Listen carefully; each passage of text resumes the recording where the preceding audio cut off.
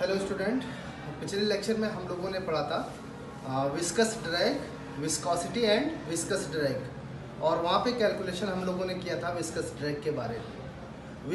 Viscous drag की calculation सबसे पहले स्टोक्स ने किया था।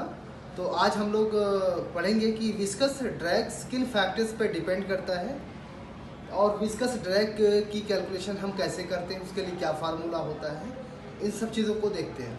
तो विस्कस ड्रैग के बारे में सबसे पहले किसने स्टडी किया था? स्टोक ने। स्टोक्स ने क्या किया कि एक फ्लूइड लिया और उस फ्लूइड में एक स्मॉल स्फेरिकल मेटेलिक बॉडी को ड्रॉप किया। तो जब मेटेलिक बॉडी को उस फ्लूइड में ड्रॉप किया तो फ्लूइड के में मेटेलिक बॉडी पर ग्रेविटी यानी mg डाउनवर्ड्स फोर्स काम करना स्टार्ट किया। तो ये उसके ऊपर फोर्स लगा और उस mg डाउनवर्ड्स की वजह से वो फ्लूइड में क्या हो रही है? एक्सेलरेट हो रही है, नीचे जा रही है। और आपको पता है कि जब फ्लूइड में नीचे जा रही है तो उसके पीछे क्या क्या रीजंस होते हैं, विस्कस ड्रैग कैसे आता है, फोर्स, सारी चीज़ों को देखते हैं। ठीक है, तो यहाँ पर देखिए, ये आपका एक कंटेनर है। इस कंटेनर के अंदर कोई फ्लूइड भरा हुआ है ना। इस फ्लूइड के अंदर ये आपने जो देखा सर्किल के फॉर्म में है, ये क्या है? आपका आर रेडियस की स्मॉल स्फेरिकल बॉडी है। जब इस स्फेरिकल बॉडी को इसकी सरफेस पे हम ड्रॉप करते हैं, छोड़ते हैं ऐसे, तो ये नीचे जाना स्टार्ट होती है ऐसे कंटिन्यूअस। नीचे जब जाती है तो इसके बीच क्या क्या प्रोसेस होते हैं और विस्कस ड्रैग कहाँ पर आता है, इसको हम समझने की कोशिश करते हैं। ठीक है, देखिए ये जो आपकी दो लाइन दिखाया, जो लाइन दिख रही है, ये क्या है? फ्लूइड से है और ये फ्लूइड के अंदर जाएगा तो इधर से लिक्विड जो आपका स्मॉल स्फेरिकल बॉडी होगी, उसके चारों तरफ फ्लूइड के मॉलिक्यूल्स जो होंगे ये इसके कांटेक्ट में होंगे। और जब कांटेक्ट में होगा तो ये बॉडी जब नीचे जाएगी तो यहाँ से क्या होगा? उसकी जो एडजेसेंट यानी जो उससे लगे हुए पार्टिकल्स होंगे, इस बॉडी से जो लगे हुए पार्टिकल्स होंगे, उसके ऊपर भी फोर्स बनेगा और वो पार्टिकल्स नीचे जाना चाहेगा। ये मान लो कि स्फेरिकल बॉडी है, मान लो कि 2 की स्पीड से नीचे जा रही है, 2 मीटर पर सेकंड की स्पीड से नीचे जा रही है ड्यू टू ग्रेविटी। तो ये बगल का जो पार्टिकल होगा उसको क्या कांटेक्ट में होगा और ये दोनों के बीच में क्या हो जाएगा? एक रिलेटिव मोशन डेवलप हो जाएगा और ये नीचे जाएगा। उसके बीच यहाँ पर जो पार्टिकल होगा वो यहाँ पर रुका हुआ है। जैसे देखो, यहाँ का पार्टिकल्स क्या करेगा? यहाँ का पार्टिकल, यहाँ की सब पार्टिकल्स है ना, ये फ्लूइड की पार्टिकल, जब ये बॉडी नीचे जाएगी तो इसकी वेलोसिटी को कम करेगा और ये इसके कांटेक्ट में रहेगा तो इसकी भी वेलोसिटी थोड़ा बहुत बढ़ने लगेगी। यानी अभी ये कैसा है? रेस्ट में है, ये रेस्ट में है और ये पार्टिकल्स मूव कर रहा है। जब ये मूव करेगा तो ये इसके कांटेक्ट में ये इसको भी चला देगा। इस दोनों के बीच में क्या हो जाएगा? एक रिलेटिव मोशन हो जाएगा। यानी फ्लूइड का पार्टिकल्स इसकी वेलोसिटी को कुछ कम करना चाहेगा और कम करने के चक्कर में वो भी क्या हो जाएगा? स्टार्ट हो जाएगा मोशन अपना, वो भी स्टार्ट करेगा। और स्टार्ट करेगा तो बीच में क्या आ जाएगा? देखिए यहाँ पे, अब यहाँ पे स्टार्ट हो गया। अब इसकी स्पीड को कम करने के लिए ये इसके बगल में दूसरी लेयर्स होगी लिक्विड की, तीसरी होगी, चौथी होगी, ऐसे लिक्विड की लेयर्स होगी।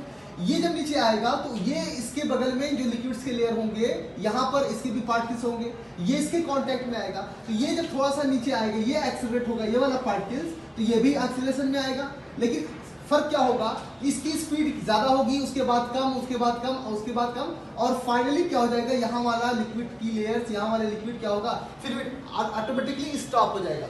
यानी आप देख रहे हैं कि जब किसी स्मॉल स्फेरिकल बॉडी को हम किसी फ्लूइड से ड्रॉप करते हैं, गिराते हैं, तो उस फ्लूइड, उस बॉडी के कांटेक्ट में जो फ्लूइड होता है वो सब पार्टिकल्स क्या होते हैं? जैसे अगर ये 3 की स्पीड से बॉडी जा रही है, 3 की स्पीड से नीचे, तो उसके जो नीबर में उसके, जैसे ये मान लो कि स्फेरिकल बॉडी अगर है, इसको अगर हम लिक्विड में ड्रॉप करते हैं, तो जब लिक्विड में ड्रॉप करेंगे तो इसके चारों तरफ का जो फ्लूइड होगा वो इसके कांटेक्ट में होगा। सारे कांटेक्ट के जो फ्लूइड होंगे, जब ये नीचे जाएगा तो इसको रोकने के लिए कुछ ना कुछ ऊपर फोर्स लगाएंगे और यहाँ पे एक रिलेटिव मोशन होगा। इसके बगल वाला जो फ्लूइड होगा, यहाँ पर ये दोनों के बीच में एक मोशन आ जाएगा।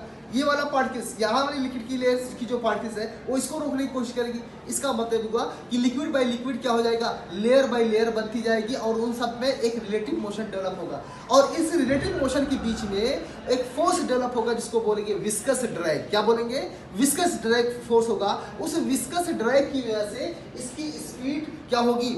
जो है कम होती जाएगी और फाइनली अभी उसके ऊपर रिजल्ट जब आएगा क्या होगा? उसका रिजल्ट हम टर्मिनल वेलोसिटी में पढ़ेंगे। तो यहाँ पे आपको सिर्फ इतना समझना है कि जब हम किसी स्मॉल स्फेरिकल बॉडी को किसी लिक्विड से ड्रॉप किए करते हैं तो वहाँ पर क्या होता है? एक विस्कस ड्रैग डेवलप होता है जो फ्लूइड की लिक्विड्स के लेयर्स के बीच में होता है और उसकी डायरेक्शन क्या होती है? ऊपर की तरफ होती है। ठीक है।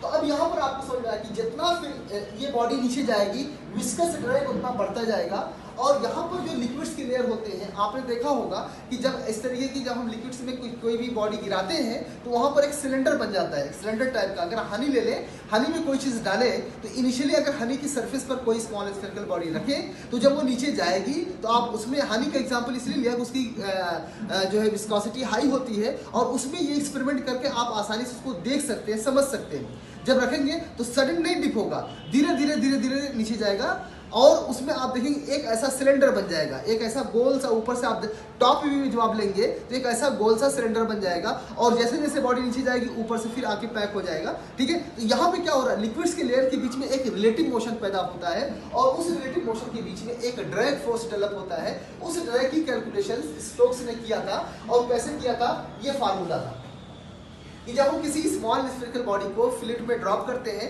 तो उसके ऊपर लगने वाला जो ड्रैग फोर्स होता है, जो ड्रैग फोर्स डेवलप होता है वो किन फैक्टर्स पे डिपेंड करता है, उसकी वैल्यू क्या होती है 6 पाई नीटा आरवी। 6 पाई नीटा आरवी। 6 पाई क्या है, कांस्टेंट है। नीटा क्या है, नीटा है कोफिशिएंट ऑफ विस्कोसिटी, किसका, जिस फ्लूइड के अंदर आप इसको ड्रॉप कर रहे हैं उसका क्या है, कोफिशिएंट ऑफ विस्कोसिटी है।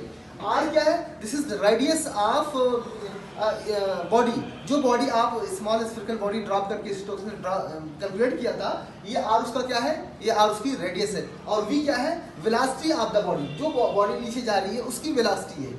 आप देख रहे हैं यहाँ पर कि ये आपने कैलकुलेशन पाया, स्टोक्स ने ये कैलकुलेशन निकाला 6 पाई नीटा आरबी। तो ये क्या हो गया, विस्कस ड्रैग का फार्मूला। जब किसी बॉडी को हम किसी फ्लूइड में ड्रॉप करेंगे या किसी फ्लूइड से अगर मूव करेगी तो उसके ऊपर लगने वाला जो फोर्स होगा, विस्कस ड्रैग जो होगा बनेगा, उसकी कैलकुलेशन क्या होगी 6 पाई नीटा आरबी।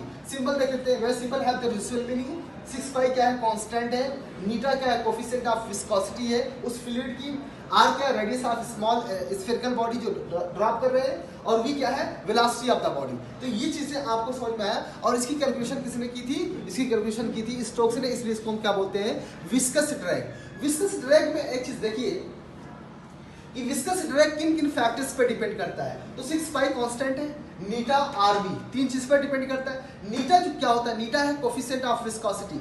कोफिशिएंट ऑफ विस्कोसिटी, अगर फ्लूइड को आप ना बदले, जिस फ्लूइड से बॉडी मूव कर रही है, अगर उसको आप ना बदले तो नीटा भी क्या होगा, ऑलमोस्ट कांस्टेंट होगा। और अगर बॉडी को कम से छोटा बड़ा ना करें तो उसकी रेडियस भी क्या होगी, कांस्टेंट होगी। लेकिन वी क्या है, वी क्या है, वेलोसिटी। इनिशियली जब आप सरफेस पर रख के देयर इज नो वेलोसिटी, लेकिन जैसे जैसे वो नीचे आएगा उसकी वेलोसिटी बढ़ती जाएगी। क्यों बढ़ती जाएगी, क्योंकि उसके ऊपर ग्रेविटी का फोर्स लग रहा है, mg डाउनवर्ड से लग रहा है, इसकी वजह से उसकी वेलोसिटी बढ़ेगी। और आपको पता है कि वेलोसिटी जब बढ़ेगी तो विस्कस ड्रैग क्या हो जाएगा, बढ़ जाएगा। तो आप यहां से समझ गए होंगे कि यहां पर विस्कस ड्रैग की वैल्यू कम होगी, यहां पर ज्यादा, यहां पर ज्यादा। और जैसे जैसे बॉडी नीचे आएगी फ्लूइड के अंदर, उसके ऊपर विस्कस ड्रैग की वैल्यू बढ़ती जाएगी। This is about Stokes law. Okay, अब थोड़ा सा एक चीज और समझते हैं। स्टोक्स लॉ समझ लिया हम लोगों ने, स्टोक्स लॉ किस पर डिपेंड करता है। एक चीज और समझते हैं कि विस्कस ड्रैग और हमने दो जगह रिलेटिव मोशन, फ्रिक्शन क्या होता है, रिलेटिव मोशन का अपोज करता है फ्रिक्शन। फ्रिक्शन जब कोई भी बॉडी सरफेस पे जब हम चलते हैं या किसी बॉडी को हम एक जगह से दूसरी जगह किसी सरफेस पे लेके जाते हैं तो वहाँ पर भी सरफेस और उस बॉडी के बीच क्या होता है, रिलेटिव मोशन होता है। उस रिलेटिव मोशन का जो अपोज करता है उसको हम क्या बोलते हैं, फ्रिक्शन। यानी फ्रिक्शन वहाँ पे एक इंपॉर्टेंट पैरामीटर है जिसकी वजह से क्या करते हैं, बॉडी को हम बॉडी चलती है और उसकी फ्रिक्शन क्या करता है, आपको चलने के लिए हेल्प करता है। अगर फ्रिक्शन ना हो तो स्लिपिंग स्टार्ट हो जाती है। इसी तरीके से आप यहाँ पर देखें कि जब लिक्विड्स चलते हैं तो उसके बीच में जो लिक्विड लेयर के बीच में जो विस्कस ड्रैग डेवलप होता है उसको हम क्या बोले, विस्कस ड्रैग बोल रहे हैं। और उसको उसमें और फ्रिक्शन में क्या, तो अगर हम फ्लूइड की बात करें, फ्लूइड की बात करें तो फ्लूइड के अंदर विस्कस फोर्स थोड़ा बहुत चेंज के साथ अगर देखें तो जो रोल फ्रिक्शन का वहाँ पर मोशन में है वही रोल यहाँ पर क्या है, जो है विस्कस ड्रैग का है। दोनों का रोल एक ही जैसा लग रहा है, लेकिन दोनों में डिफरेंस क्या है और दोनों में सिमिलरिटीज क्या है, इसको हमें थोड़ा सा देख लेना पड़ेगा तो ज़्यादा बेहतर होगा। तो दोनों जगह पर अगर हम कंपेयर करें, comparison between friction and viscous drag, तो उसमें सर एक मिनट ड्रॉप करके दूसरा चलो, कितना मिनट हुआ, बस 2 मिनट। कंपेरिजन करें तो फ्रिक्शन में क्या होता है, फ्रिक्शन भी रिलेटिव मोशन का अपोज करता है। दोनों के बीच रिलेटिव मोशन जो होते हैं उसका अपोज करता है। विस्कस ड्रैग भी क्या करता है, रिलेटिव मोशन का अपोज करता है। ये दोनों में सिमिलरिटीज होगी। और अगर सिमिलरिटी की बात करें दोनों में डिफरेंस क्या है, तो डिफरेंस ये है कि फ्रिक्शनल फोर्स कभी वेलोसिटी पर डिपेंड नहीं करता है। फ्रिक्शनल फोर्स किस पर डिपेंड करता है, mg डाउनवर्ड्स, आपको पढ़ाया था mg डाउनवर्ड्स जो फोर्स होता है उस पर डिपेंड करता है। और यहाँ पर देख रहे हैं कि विस्कस फोर्स यानी विस्कस ड्रैग किस पर डिपेंड करता है, वेलोसिटी पे डिपेंड करता है। तो विस्कस ड्रैग और फ्रिक्शन में क्या डिफरेंस है, डिफरेंस ये है कि विस्कस ड्रैग वेलोसिटी पर डिपेंड करता है, फ्रिक्शन वेलोसिटी पर डिपेंड नहीं करता है। और सिमिलरिटीज क्या दोनों में है, सिमिलरिटीज ये है कि दोनों रिलेटिव मोशन का अपोज करता है। लिक्विड लेयर के बीच में जो रिलेटिव मोशन होता है उसको अपोज करने वाला कौन है, विस्कस फोर्स या विस्कस ड्रैग होता है। विस्कस ड्रैग के भी नाम से जानते हैं, विस्कस फोर्स के भी नाम से जानते हैं। और फ्रिक्शन भी क्या करता है, दो सरफेस के बीच में जब रिलेटिव मोशन होता है तो उसमें भी वो क्या करता है, अपोज करता है। दोनों रिलेटिव मोशन को अपोज करते हैं। Thank you very much.